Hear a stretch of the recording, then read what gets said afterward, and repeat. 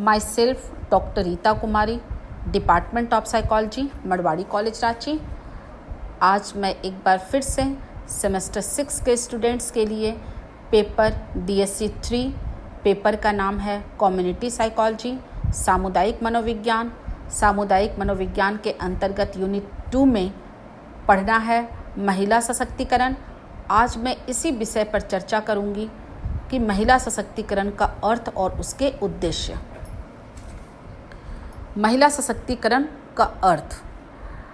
अक्सर कहा जाता है कि किसी भी देश की तरक्की तभी हो सकती है जब उस देश की महिलाओं का विकास सही ढंग से किया जा सके।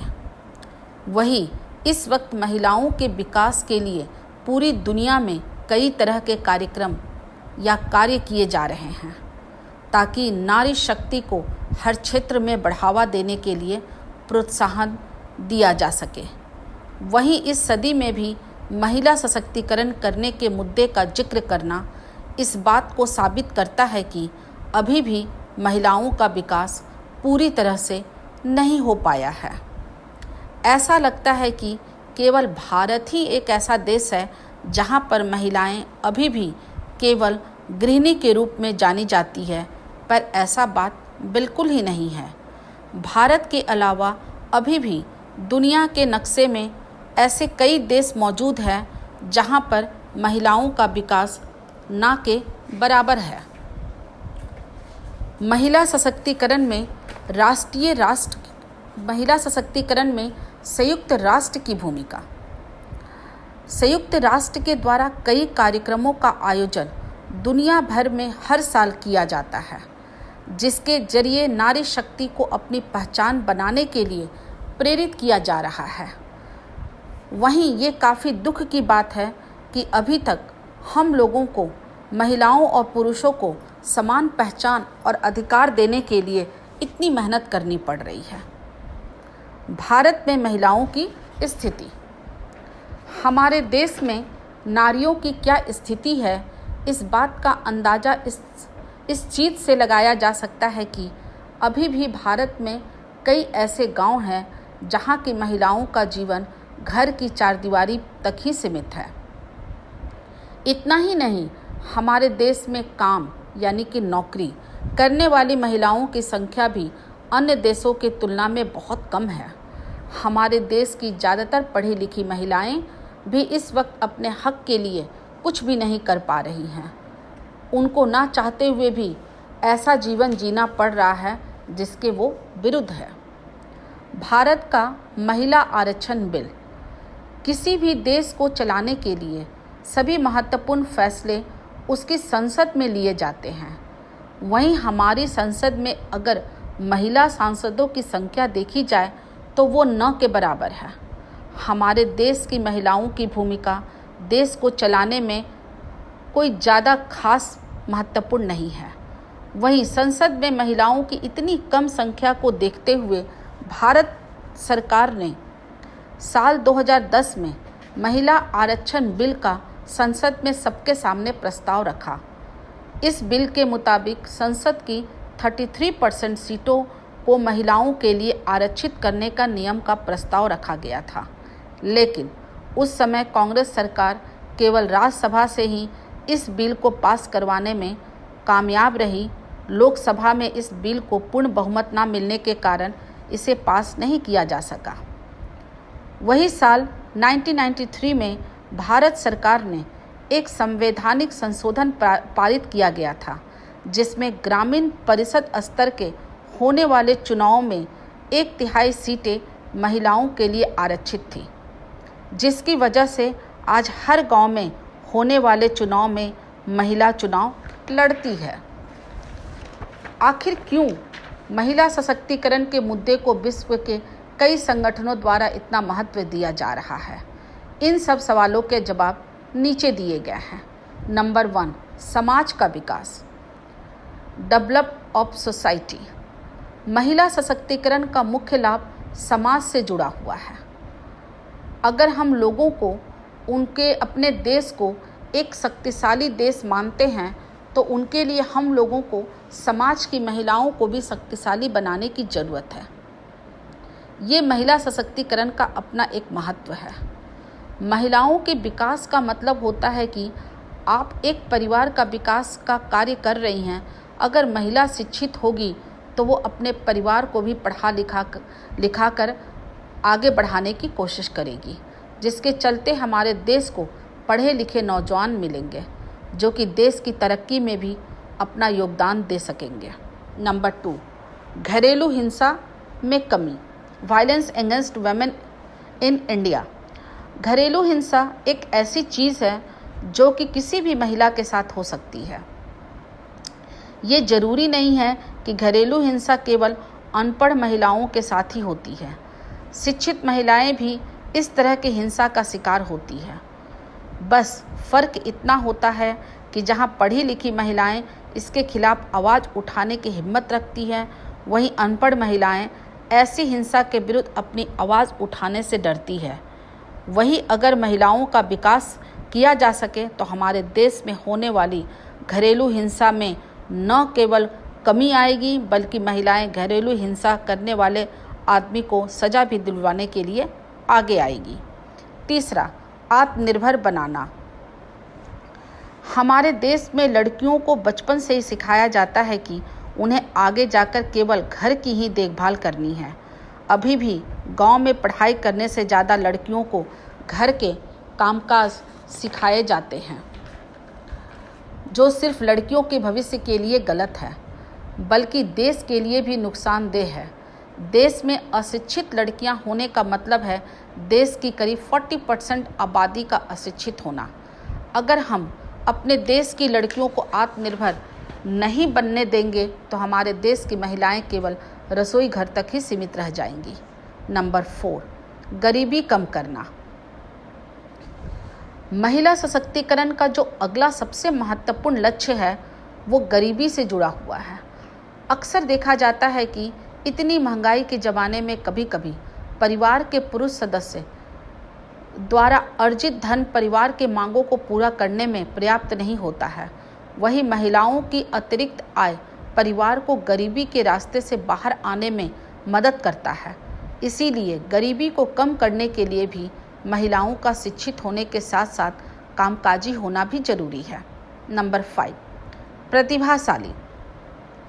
ऐसी कई लड़कियां हैं जिनमें कई प्रतिभा होती है, लेकिन सही मार्गदर्शन और शिक्षा न मिलने के कारण वो अपनी प्रतिभाओं का इस्तेमाल नहीं कर पाती है।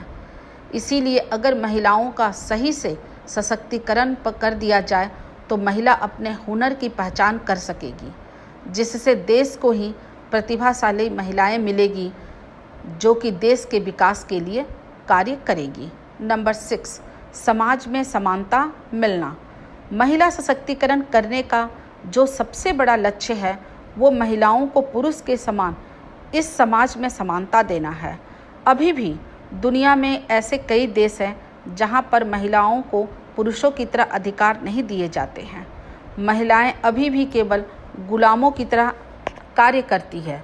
उनको ना अपनी बात कहने का मौका दिया जाता है और ना उन्हें निर्णय लेने की आज़ादी दी जाती है।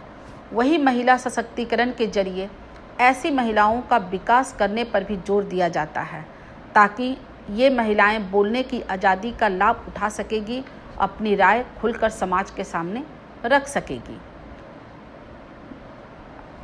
भारत में महिलाओं के द्वारा चलाई गई योजनाएं। भारत सरकार ने देश की महिलाओं के विकास के लिए कई सारी योजनाओं को चलाने का निर्णय लिया है। इन योजनाओं की मदद से सरकार महिलाओं की मदद कर उनका सशक्तिकरण करना चाहती है। वही इस योजनाओं के द्वारा महिलाओं को सशक्त करने की बहुत सारी योजनाओं का पता चलता है। Number 1, national mission for empowerment of women. इस मिशन की महिलाओं का सशक्तिकरण करने के लक्ष्य से भारत सरकार ने शुरू किया था। 15 अगस्त 2011 को शुरू किए गए इस मिशन को राष्ट्रीय और राज्य दोनों लेवल पर शुरू किया गया था। इस मिशन की मदद से महिलाओं का आत्मनिर्भर बनाया जा रहा है। नंबर 2, स्वधार गृह योजना। इस योजना के अंतर्गत 18 वर्ष के ऊपर की आयु वाली लड़कियों को रहने के लिए आवास दिए जाते हैं। ये योजना उन लड़कियों के लिए चलाई गई है जो कि बेघर हो गई है। आवास के अलावा इस योजना के अंतर्गत भोजन, कपड़े, स्वास्थ्य सुविधाएं और उनकी आर्थिक और सामाजिक सुरक्षा भी सुनिश्चित की जाती है। नंबर 3, वन स्टॉप सेंटर योजना। इस योजना की मदद से घरेलू हिंसा का सामना कर रही महिलाओं को सहायता प्रदान की जाती है। इतना ही नहीं, इस हिंसा से ग्रस्त महिलाओं को चिकित्सा, कानूनी, मनोवैज्ञानिक और परामर्श सहित अन्य सहायता भी दी जाती है। ये योजना महिलाओं के लिए किसी वरदान से कम नहीं है। नंबर 4, बेटी पढ़ाओ बेटी बचाओ योजना। लड़कियों के कल्याण के लिए और उनकी पढ़ाई के प्रति लोगों के बीच जागरूकता पैदा करने के लक्ष्य से ही बेटी पढ़ाओ बेटी बचाओ योजना शुरू कराया गया। साल 2015 में इस योजना को चलाया गया था। इस योजना के जरिए लड़कियों के परिवार वालों को उन्हें शिक्षित करने के लिए प्रोत्साहित किया जाता है। नंबर 5, कार्य महिला छात्रावास योजना।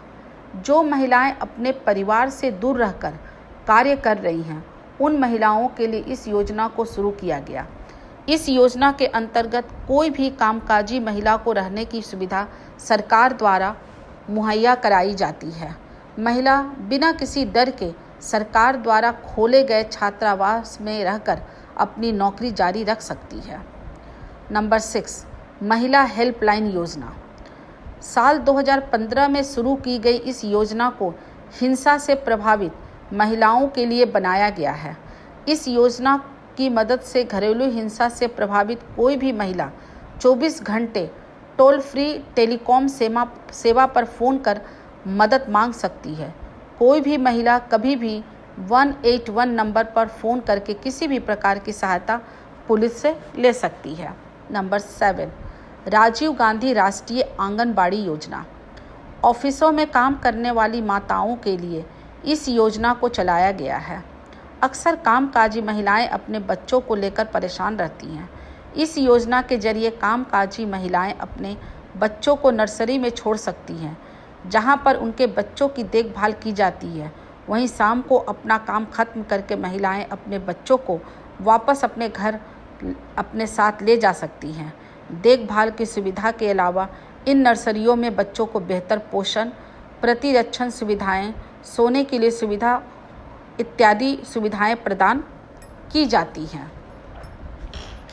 राष्ट्रीय महिला दिवस। दुनिया भर में महिलाओं के सशक्तिकरण के लिए बहुत सारे कामों एवं योजनाओं को लागू किया जा रहा है। वहीं 8 मार्च के दिन को महिलाओं के लिए अर्पित किया हुआ है। इस दिन दुनिया के हर कोने में महिलाओं के लिए कई कार्यक्रमों का संचालन किया जाता है। इस दिन को अंतर्राष्ट्रीय महिला दिवस के रूप में मनाया जाता है। वहीं हर देश में विशेष रूप से आयोजित किए जाने वाले कार्यक्रमों के जरिए महिलाओं के विकास पर जोर दिया जाता है और उन्हें प्रोत्साहन राशि भी प्रदान की जाती है। निष्कर्ष। महिला आयोग और महिला की सहायता के लिए बनाए गए कई संगठनों के बारे में सबको पता है, लेकिन आप ये कभी नहीं जान पाते हैं कि पुरुष के लिए भी बनाए गए किसी संगठन के बारे में सुने हैं जो कि उनकी मदद के लिए बनाया गया है। महिलाओं के लिए बनाए गए संगठनों की आखिर हमें क्यों ज़रूरत पड़ी है? क्यों हमारे देश की महिलाएं इतनी ताकतवर नहीं है कि वो अपने आप ही इस चीज़ को निपट सके? वहीं आज हमारे देश की महिलाएं शिक्षित हो जाएगी तो हमारे देश में महिलाओं की हालत बेहतर हो जाएगी। जिस तरह पुरुषों को किसी की सहायता की, किसी की मदद की ज़रूरत नहीं होती है, उसी तरह से हमें भी एक दिन किसी की भी सहायता की ज़रूरत नहीं होगी। महिलाएं खुद अपनी समस्याओं का समाधान कर सकती हैं और उस दिन महिलाओं के सशक्तिकरण को देखा जा सकता है और ये सपना जो आज सच होने जा रहा है। धन्यवाद।